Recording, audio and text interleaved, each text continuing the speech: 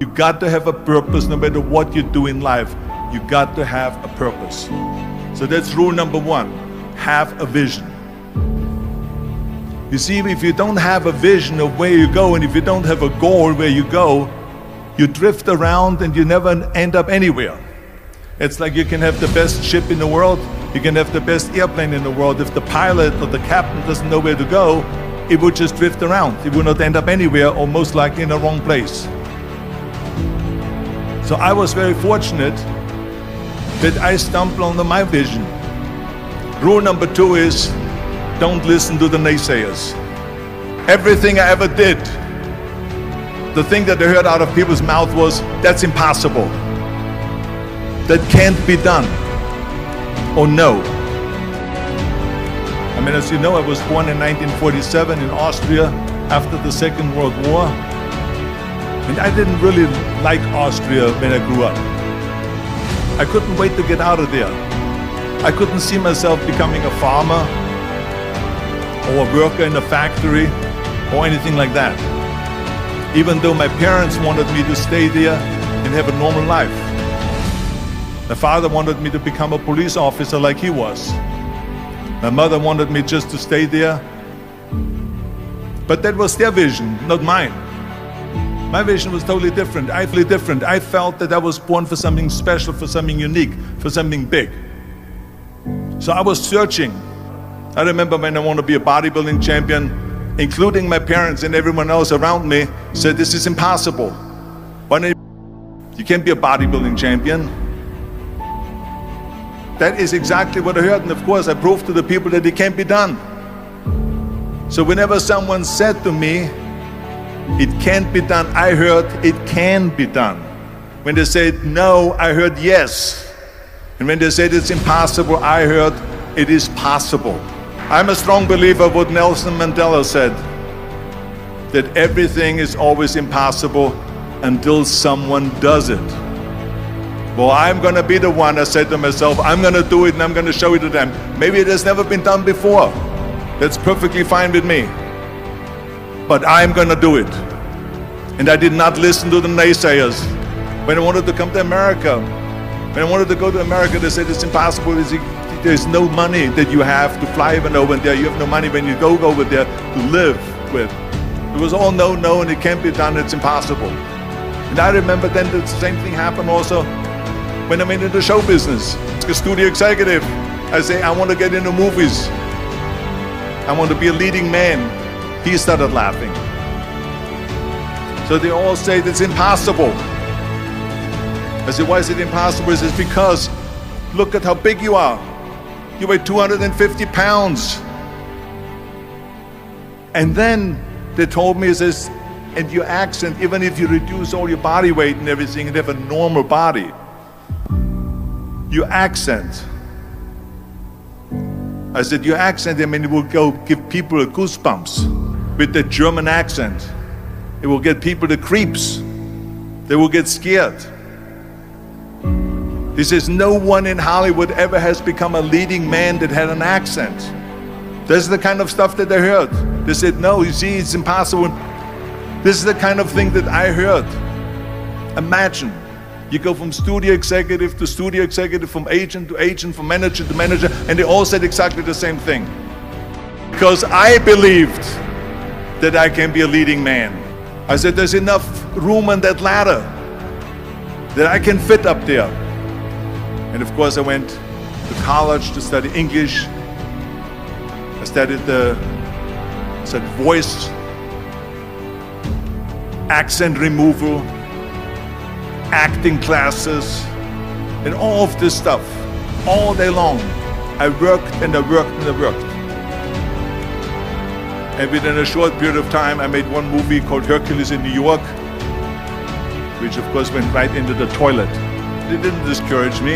I still had the same vision. And then all of a sudden I did Streets of San Francisco.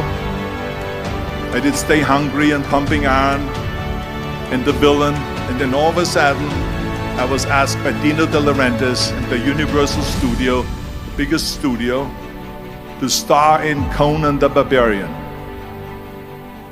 And after I did Conan the Barbarian, the director at the press conference said to the press, the director was John Milius. He said to the press, if we wouldn't have had Arnold, we would have had to build one.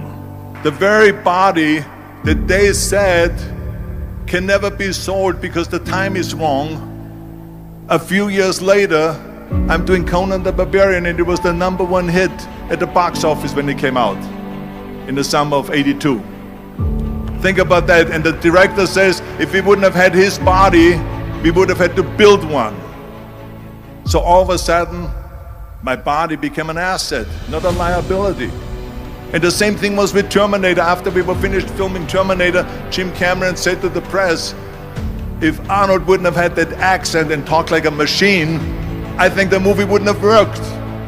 The body and the accent that they attacked was an asset. But I didn't listen to those losers. I didn't listen to them at all. It's just the reality of it is that you cannot listen to the naysayers. So this is a very important lesson for all of you. If I would have listened to the naysayers, from bodybuilding to show business to politics, I would be in Austria in the Alps yodeling. So this is why I say don't listen to the naysayers. And the next thing, the third point that I'm going to make to you is work your ass off. There is no magic pill. There is no magic out there. You cannot get around. You have to work and work and work. And it drives me crazy when people say they don't have enough time to go to the gym for 45 minutes a day and work out. Or to do something for 45 minutes to an hour a day to improve. If it is physically improve or if it is mentally to improve. Imagine you read 1 hour a day about history. How much you will learn after 365 hours in 1 year.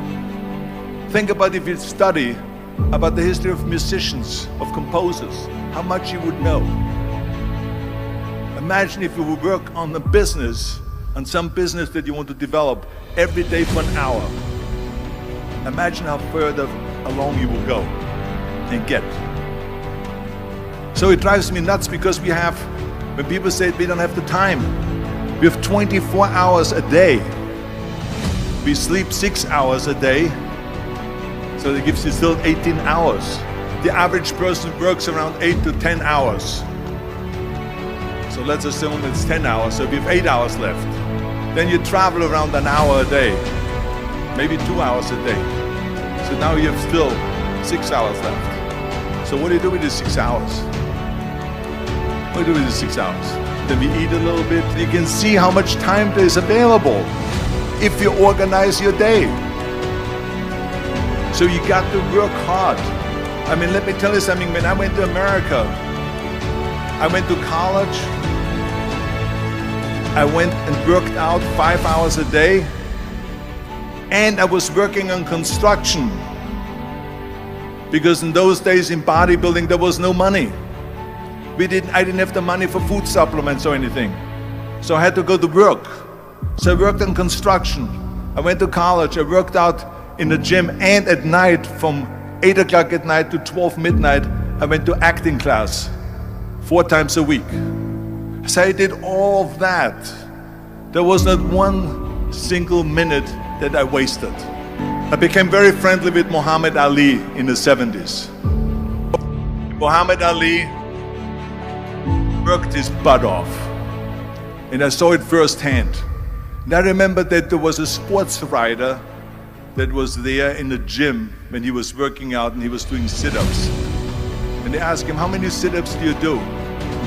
And he said, I don't start counting until it hurts.